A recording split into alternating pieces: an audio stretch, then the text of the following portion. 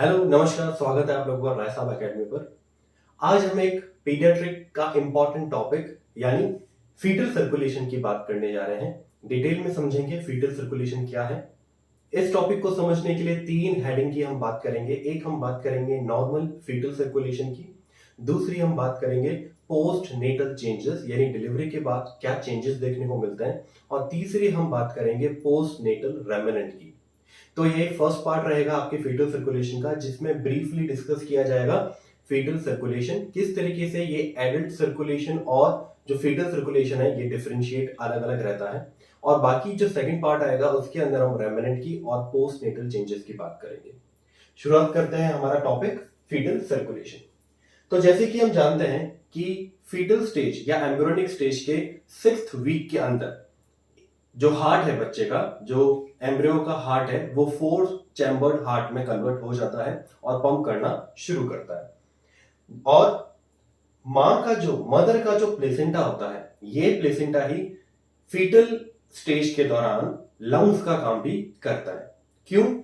क्योंकि बच्चे का जो लंग्स है वो पूरी तरीके से यहाँ पे डेवलप नहीं होता। बच्चा खुद अपने आप सांस नहीं लेता है, अपने आप ब्रीथ नहीं करता है। मदर के द्वारा ही ऑक्सीजनेटेड ब्लड बच्चे को जाएगा, बच्चे की जो ऑक्सीजन की डिमांड है उसको पूरा किया जाता है और वापस वहां से वेस्ट मटेरियल जो है मम्मा के प्लेसेंटा तक आ जाता है। इसको समझते हैं कि ये कैसा होता है। जैसे कि आप यहाँ पे देख सकते हो, ये मदर की प्लेसेंटा है। ये प्लेसेंटा मदर के यूट्रस से अटैच रहती है। बेसिकली प्लेसेंटा के बीच में एक कॉर्ड होती है जिसको हम अम्बिलिकल कॉर्ड कहते हैं। ये अम्बिलिकल कॉर्ड जो है ये बच्चे के अम्बिलिकस से अटैच्ड रहती है और ब्लड का सर्कुलेशन करती है फीटस की बॉडी के अंदर। तो अम्बिलिकल कॉर्ड की बात की जाए तो अम्बिलिकल कॉर्ड में बेसिकली शुरुआती दिनों के अंदर 4 ब्लड वेसल्स देखने को मिलती हैं, जिसमें से 2 होती है आपकी अम्बिलिकल वेन और 2 होती है आपकी अम्बिलिकल आर्टरीज। यहां पे आप नोटिस करेंगे तो देखिए मैंने रेड पेन से, रेड मार्कर से क्या बना रखा है, अम्बिलिकल वेन बना रखी है, जबकि ब्लू मार्कर से मैंने क्या बना रखा है, अम्बिलिकल आर्टरीज बना रखी है। ऐसा इसलिए क्योंकि यहां पे एक्सेप्शन होता है। नॉर्मली हम जानते हैं एडल्ट के अंदर आर्टरीज ऑक्सीजनेटेड ब्लड को कैरी करती है, जबकि वेन डी ऑक्सीजनेटेड ब्लड को कैरी करती है। पर यहाँ पे ऐसा सिस्टम नहीं है। यहाँ पे क्या होता है कि अम्बिलिकल जो वेन है ये बच्चे के अंदर, मदर से बच्चे के अंदर ऑक्सीजनेटेड ब्लड ले जाएगी। तो मैं एरो बना के शो करता हूं। यहाँ पे ब्लड कहां जा रहा है, यहाँ पे ब्लड जा रहा है मदर की प्लेसेंटा से बच्चे तक। और जो अम्बिलिकल आर्टरी आएगी ये वेस्ट प्रोडक्ट लेके आती है। कहां से? ये आता है बच्चे से, यानी फीटस से। ये आएगा कहां तक आएगा? ये आएगा प्लेसेंटा तक। तो यहाँ पे इस एक्सेप्शन को आपको याद रखना है। अम्बिलिकल आर्टरी जो है वो लेकर आएगी बच्चे से वेस्ट मटेरियल को मदर तक, और अम्बिलिकल वेन जो है वो क्या करेगी, ऑक्सीजनेटेड ब्लड को ले जाएगी मदर से बच्चे तक। दूसरी सबसे इंपॉर्टेंट बात कि अम्बिलिकल कॉर्ड में, जैसे मैंने आपको बताया, शुरुआती दिनों के अंदर 4 ब्लड वेसल्स होती है, 2 होती है वेन, 2 होती है आर्टरी। पर 4th मंथ में, चौथे महीने के अंदर यहां से क्या होती है, एक जो अम्बिलिकल वेन है वो डिसअपियर हो जाती है।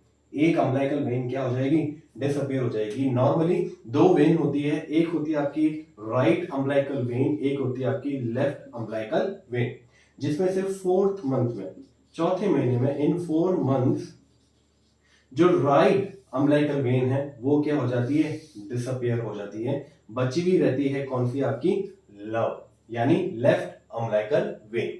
ये आपको याद रखना है। यानी ये जो वेन जा रही है कौन सी है, लेफ्ट अम्बिलिकल वेन है। नॉर्मली यहाँ पे हम इसको अम्बिलिकल वेन ही बोलते हैं। तो अब ये अम्बिलिकल वेन प्लेसेंटा से जा रही है कहां पर, बच्चे के अंदर।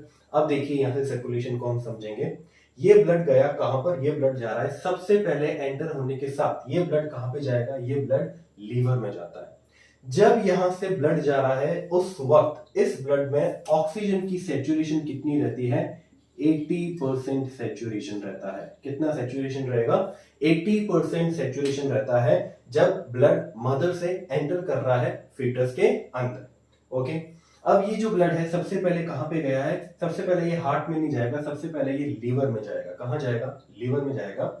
लीवर में भी यहाँ पर लीवर की साइनसेस के अंदर बहुत ही थोड़ा ब्लड यहाँ पे दिया जाता है। ये ब्लड यहाँ क्यों दिया जा रहा है लीवर में, क्योंकि यहाँ पे इसका और कोई प्रोसेस नहीं है और कोई मकसद नहीं है। यहाँ पे लीवर को ब्लड केवल लीवर के जिंदा रहने के लिए, सर्वाइवल के लिए, लीवर को ऑक्सीजन मिले, उसकी सेल्स टिश्यूज को ऑक्सीजन मिले, इसलिए ये ब्लड यहाँ पर सप्लाई हो रहा है। बाकी इसका और कोई मेटाबॉलिक एक्टिविटी यहाँ पर नहीं हो रही। तो थोड़ा ब्लड यहाँ पर मिलेगा। मेजर जो ब्लड है, मेजॉरिटी ऑफ द ब्लड है, वो क्या कर जाएगा, बाईपास करता है लीवर को। क्या करेगा, वो लीवर को बाईपास करेगा और बाईपास करते हुए किससे ज्वाइन कर जाएगा, ये ज्वाइन कर जाएगा बच्चे की खुद की इंफीरियर वेना कावा। किससे ज्वाइन करेगा, बच्चे की खुद की इंफीरियर वेना कावा से ये ज्वाइन करेगा। और यहां पे जो ये जंक्शन बन रहा है, जो ये पहला बाईपास है, ये जो पहला बाईपास है, ये बाईपास क्या है, डक्टस वेनोसस। याद रखिएगा, ये है डक्टस वेनोसस। दो वेन यहां पर ज्वाइन कर रही है, एक है आपकी अम्बिलिकल वेन और दूसरी है इंफीरियर वेना कावा। ठीक है, तो ये बात आपको समझ में आ गई। तो ये डक्टस वेनोसस, ये पहला बाईपास है। मैंने आपको शुरुआत में बताया था 3 बाईपास की हम बात करेंगे, तो ये आपका फर्स्ट बाईपास है, ये आपका फर्स्ट बाईपास है। यानी यहां पे मेजॉरिटी ऑफ द ब्लड जो है वो बाईपास कर जाएगा। यहां बाईपास किसका हो रहा है, लीवर से बाईपास हो रहा है। याद रखिएगा, क्वेश्चन बनता है डक्टस वेनोसस किसको बाईपास करता है, वो लीवर को बाईपास करेगा।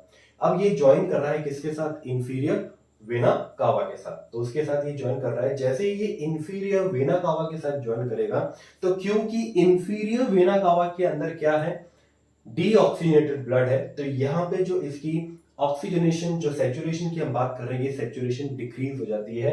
यहां पे ये सैचुरेशन केवल कितना रह जाता है, 70% रह जाएगा। कितना रह जाएगा, 70% सैचुरेशन यहाँ पे रह जाएगा, क्योंकि इंफीरियर वेना कावा में डीऑक्सीजनेटेड ब्लड यहाँ पे प्योर ऑक्सीजनेटेड ब्लड के साथ मिलकर इसकी ऑक्सीजनेशन की सैचुरेशन को कम करेगा। अब ये ब्लड कहां जाएगा, अब ये ब्लड जाएगा हार्ट में। पर हार्ट में जाने से पहले ये किसके साथ मिक्स होता है, ये सुपीरियर वेना कावा के साथ मिक्स होगा। और क्योंकि सुपीरियर वेना कावा भी दोबारा क्या लेकर आ रही है, यहां पर डीऑक्सीजनेटेड ब्लड लेके आ रही है, तो दोबारा यहाँ पे जो कंसेंट्रेशन है, ऑक्सीजन का सैचुरेशन है, वो दोबारा यहाँ पे डिक्रीज होता है। अब ये ब्लड कहां पे एंटर हुआ है, ये ब्लड एंटर हुआ है आपके राइट एट्रियम के अंदर। राइट एट्रियम में एंटर होने के साथ यहां पे मैकेनिज्म ये रहता है कि 2/3 जो ब्लड है वो कहां पे एंटर कर जाएगा, वो डायरेक्टली एंटर करता है आपके लेफ्ट वेंट्रिकल के अंदर। किसके अंदर एंटर करेगा, वो डायरेक्टली एंटर करेगा लेफ्ट वेंट्रिकल के अंदर। और 1/3 जो ब्लड है वो आपका, क्योंकि सुपीरियर वेना कावा ऊपर से आ रही है, तो फोर्स लगाकर 1/3 जो ब्लड है वो आपका एंटर करता है कहां पर, राइट वेंट्रिकल के अंदर। कहां पे एंटर करेगा, राइट वेंट्रिकल के अंदर। तो ये जो ब्लड डायरेक्टली एंटर हुआ है किसके थ्रू, सेप्टम जो है, सेप्टम में यहां पर एक ओपनिंग है, और इस ओपनिंग को क्या कहा जाता है, इस ओपनिंग को फोरामेन ओवल कहा जाता है। क्या कहा जाता है, फोरामेन ओवल कहा जाता है। ये ओपनिंग डायरेक्ट कनेक्शन है किसका, राइट एट्रियम और लेफ्ट एट्रियम के बीच, डायरेक्ट है। अब यहां पे इस ओपनिंग की जरूरत क्या पड़ी, क्यों यहां पे ओपनिंग की जरूरत थी यहां पर, तो ओपनिंग यहाँ पे फोरामेन ओवल का यहाँ पे फंक्शन क्या रहता है कि अगर ये ब्लड डायरेक्टली लेफ्ट वेंट्रिकल में नहीं जाएगा, तो ये ब्लड कहां जाएगा, आपके राइट वेंट्रिकल। और राइट वेंट्रिकल से ये ब्लड कहां जाएगा, पल्मोनरी ट्रंक होते हुए ये लंग्स में जाएगा। कहां पे जाएगा, लंग्स में। अब क्योंकि बच्चे के लंग्स तो फंक्शनल ही नहीं है, वो काम ही नहीं कर रहे हैं, तो जब वो फंक्शनल नहीं है तो इस ब्लड का वहां जाने का कोई पर्पस ही नहीं बनता। इसलिए ये ब्लड डायरेक्टली कहां जाएगा, लेफ्ट वेंट्रिकल में जाएगा, सॉरी लेफ्ट एट्रियम में जाएगा। वहां से लेफ्ट वेंट्रिकल होते हुए ये कहां चला जाएगा, एओर्टा के अंदर चला जाएगा, क्योंकि ये ब्लड ऑलरेडी ऑक्सीजनेटेड है। लंग्स में जाने का पर्पस सॉल्व क्यों नहीं होता, लंग्स का पर्पस ही क्या होता है कि वो ब्लड को ऑक्सीजनेटेड करता है। यहाँ पे ये ब्लड ऑलरेडी ऑक्सीजनेटेड होके ही आ रहा है प्लेसेंटा के थ्रू, इसलिए लंग्स में जाने का कोई भी पर्पस नहीं है यहाँ पर। तो अब ये ब्लड कहां चला जाएगा, एओर्टा में। पर कुछ अमाउंट ऑफ ब्लड फिर भी, ये मैंने क्या शो कर रहा है, ब्लू मैंने शो कर रखा है पल्मोनरी आर्टरी को, जो कहां से निकलती है, आपके राइट वेंट्रिकल से निकलती है। तो ये पल्मोनरी आर्टरी है। ये पल्मोनरी आर्टरी कुछ ब्लड कहां लेके जाएगी, लंग्स में लेके जाएगी। दोबारा यहाँ पे लंग्स में क्यों ले जा रहा है, तो लंग्स में केवल क्योंकि लंग्स को खुद को, लंग्स के टिश्यूज को खुद को नीड है ऑक्सीजन की, तो यहाँ पे केवल वो क्या कर रहा है, इस ब्लड से ऑक्सीजन को ले रहा है। नॉर्मली एडल्ट के अंदर क्या होता है, लंग्स ऑक्सीजन देता है, ऑक्सीजन को एनवायरमेंट से लिया जाता है। एल्वोलाई के अंदर क्या किया जाता है, गैस का एक्सचेंज होता है। लंग्स बॉडी को ऑक्सीजन देगा, पर यहाँ पे ये इंपॉर्टेंट क्राइटेरिया याद रखना है, यहाँ ये ऑक्सीजन दे नहीं रहा है बल्कि ऑक्सीजन को ले रहा है क्योंकि खुद की सर्वाइवल के लिए इसको चाहिए। ओके, दूसरी सबसे इंपॉर्टेंट बात, ये लंग्स इस वक्त क्या करता है, कुछ एंजाइम, कुछ फ्लूइड यहाँ पे सीक्रेट करता है, किसके अंदर, रेस्पिरेटरी पैसेज के अंदर कुछ फ्लूइड यहाँ पर सीक्रेट करता है, जिसकी वजह से जो राइट वेंट्रिकल है, राइट वेंट्रिकल एक रेजिस्टेंस फोर्स महसूस करता है, जिसकी वजह से इसको बहुत फोर्सफुली ब्लड को पंप करना होता है। तो यहाँ पे रेजिस्टेंस होने के कारण, अब यहाँ पे कुछ रेजिस्टेंस है, यहाँ पे कुछ रुकावट है। रेजिस्टेंस का मतलब क्या है, रुकावट। तो रुकावट होने की वजह से कम ही ब्लड, बहुत ही मिनिमल ब्लड जो है वो लंग्स में जाएगा। मैक्सिमम ब्लड कहाँ जाएगा, तीसरे बाईपास। ये जो तीसरा बाईपास है ये है डक्टस आर्टेरियोसस। सेकंड बाईपास कौन सा था, सेकंड बाईपास था आपका फोरामेन ओवल। सेकंड जो बाईपास था, यानी यहां पे क्या ब्लड किसको बाईपास कर रहा है, यहाँ पे ब्लड जो है वो राइट वेंट्रिकल को बाईपास कर रहा है। डायरेक्टली ब्लड कहां जा रहा है, लेफ्ट एट्रियम के अंदर ब्लड जा रहा है। तो ये भी बाईपास हो गया, ये आपका सेकंड बाईपास है। थर्ड बाईपास कहां पर है, जब पल्मोनरी आर्टरी जो है डायरेक्टली किससे लिंक कर रही है, किससे अटैच कर रही है, डिसेंडिंग एओर्टा के साथ। किसके साथ, डिसेंडिंग एओर्टा के साथ ये अटैच कर रही है। याद रखना है, एओर्टा के साथ अटैच करेगी, पर कौन सा, डिसेंडिंग। अब डिसेंडिंग एओर्टा के साथ क्यों कर रही है, वो इसलिए क्योंकि हम जानते हैं कि जैसे ही एओर्टा बाहर निकलती है, हार्ट से बाहर निकलती है, तो असेंडिंग एओर्टा फिर बनाता है आर्च ऑफ एओर्टा, ये क्या है, आर्च ऑफ एओर्टा, और फिर आती है डिसेंडिंग एओर्टा। तो जैसे ही ब्लड बाहर निकलता है तो उसका मैक्सिमम जो इनपुट है वो या तो हार्ट को खुद को जाएगा, या कहां पे जाता है, वो जाएगा ऊपर ब्रेन में। ब्रेन में भी क्योंकि क्या चाहिए, ऑक्सीजनेटेड ब्लड चाहिए, और उनकी एंट्री कहां से होती है, यहां से, असेंडिंग एओर्टा से। कहां से होती है, असेंडिंग एओर्टा से डायरेक्ट ब्लड पहले किसको मिल जाएगा, हार्ट को, और फिर यहां से ऊपर ये ब्लड कहां पे जाएगा, आपके सेरेब्रम के अंदर, यानी ब्रेन के अंदर। तो यहां पे ये मिक्सचर ऑफ ब्लड नहीं होना चाहिए, इसलिए ये डायरेक्ट कनेक्शन कहां पे होता है, असेंडिंग एओर्टा के अंदर होगा। कहां पे होगा, असेंडिंग एओर्टा में कनेक्शन होगा। और ये जो कनेक्शन है, ये कनेक्शन क्या कहलाता है, इसको कहते हैं डक्टस आर्टेरियोसस। और ये किसको बाईपास कर रहा है, ये लंग्स को बाईपास कर रहा है। किसको बाईपास करेगा, लंग्स को बाईपास करेगा। तो डक्टस आर्टेरियोसस है आपका थर्ड बाईपास। तो जैसा कि मैंने आपको शुरुआत में बताया था कि हम यहाँ पर 3 बाईपास की बात करेंगे और 5 एनाटॉमिकल स्ट्रक्चर्स की बात करेंगे। वो एनाटॉमिकल स्ट्रक्चर्स मैं आपको बताऊंगा, पहले अपन इसकी बात कर लेते हैं। तो अब ये जो ब्लड है कहां पे आ चुका है, ये जो इस तरफ लेफ्ट साइड में जो ब्लड था वो भी एओर्टा में आ चुका है, और इस तरफ वाला ब्लड भी मैक्सिमम कहां पे आ चुका है, डायरेक्टली एओर्टा के अंदर आ चुका है। अब एओर्टा से ये ब्लड पूरी बॉडी को सप्लाई होते हुए एंड में जब एब्डोमिनल एओर्टा यहां पे आके डिस्ट्रीब्यूट होती है, किसके अंदर, इलियक आर्टरीज के अंदर। किसके अंदर, इलियक आर्टरीज। इलियक आर्टरीज की पहली जो ब्रांच होती है वो होती है external iliac artery. External iliac artery फिर सब डिवाइड होती है इंटरनल इलियक आर्टरी, और इंटरनल इलियक आर्टरी से यहां से क्या निकलेगा, यहां से निकलेगी अम्बिलिकल आर्टरीज। क्या निकलेंगी, अम्बिलिकल आर्टरीज। और ये अम्बिलिकल आर्टरीज जो है ब्लड को दोबारा रीऑक्सीजनेट करने के लिए कहां पे लाया जा रहा है, प्लेसेंटा में लाया जा रहा है। ये पूरा सर्कुलेशन जो है रहेगा किसका, फीटल सर्कुलेशन। तो आई होप आपको बात समझ में आ गई। 5 जो एनाटॉमिकल स्ट्रक्चर्स की बात कर रहे हैं वो स्ट्रक्चर्स कौन कौन से हैं, तो एक तो स्ट्रक्चर हो गया आपकी अम्बिलिकल वेन, ठीक है। एक स्ट्रक्चर हो गया आपका डक्टस वेनोसस, 2। तीसरा स्ट्रक्चर हो गया आपका फोरामेन ओवल, चौथा स्ट्रक्चर हो गया आपका डक्टस आर्टेरियोसस, और 5वां स्ट्रक्चर हो गया आपकी अम्बिलिकल आर्टरीज। ये 5 ऐसी एनाटॉमिकल स्ट्रक्चर्स हैं जिनका बर्थ के बाद कोई भी यूज नहीं रहता, तो ये रेमिनेंट में कन्वर्ट हो जाएंगे। किसमें कन्वर्ट हो जाएंगे, रेमिनेंट में कन्वर्ट हो जाएंगे। और कभी कभी किसी कंडीशन में अगर वो रेमिनेंट में या उनका फंक्शनल या एनाटॉमिकल क्लोजर टाइम पर अगर नहीं होगा तो वो कंजस्टिव हार्ट डिजीज के अंदर कन्वर्ट हो सकती है।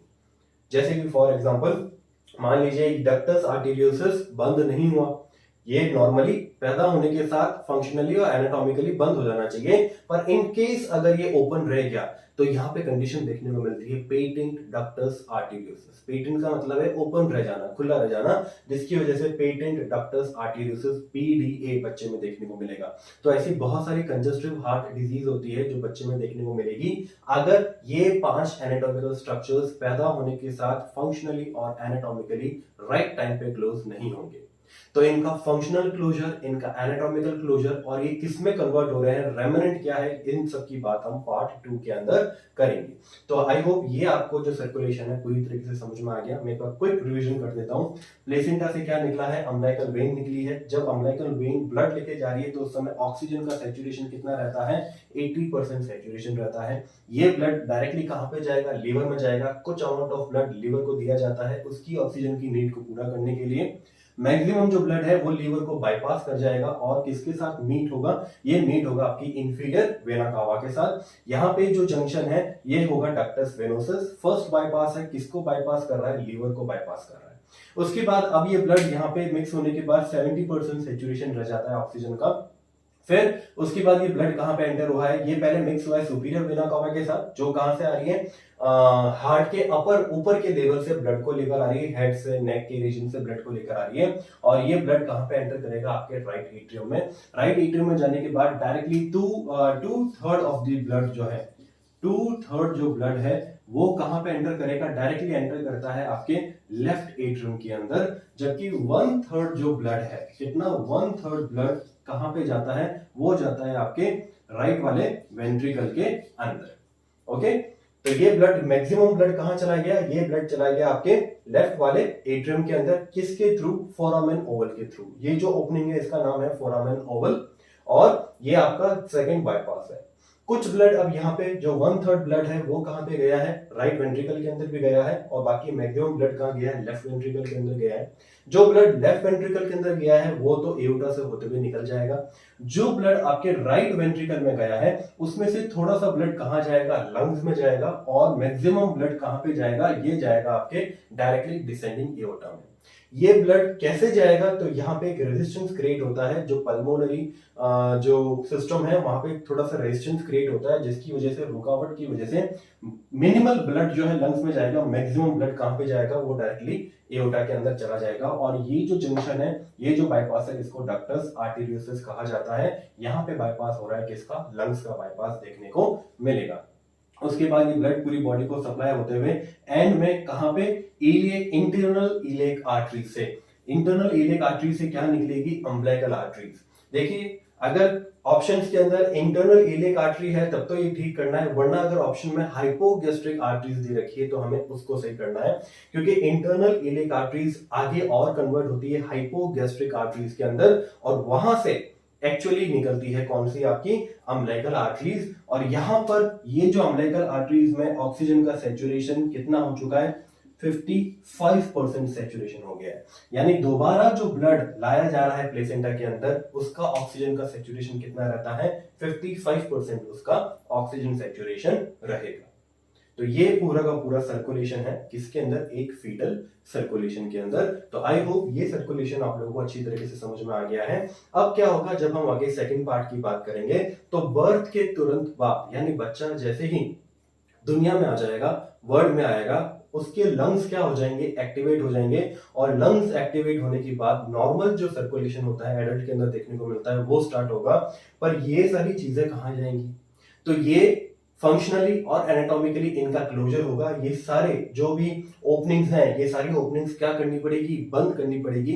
तो ओपनिंग्स को बंद करना यानी फंक्शनल, उनका फंक्शन क्लोज करना, तो मतलब हो गया फंक्शनल क्लोजनिंग।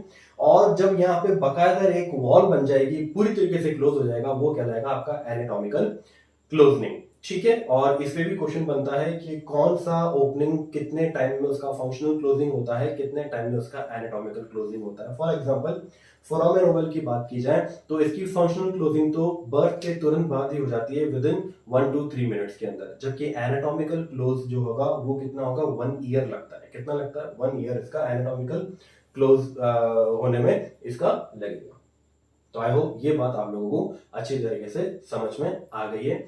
आगे सेकंड पार्ट के अंदर हम इसके दो टॉपिक्स यानी चेंजेस आफ्टर बर्थ और पोस्ट नेटल रेमिनेंट की बात हम लोग डिटेल के अंदर करेंगे। Thank you.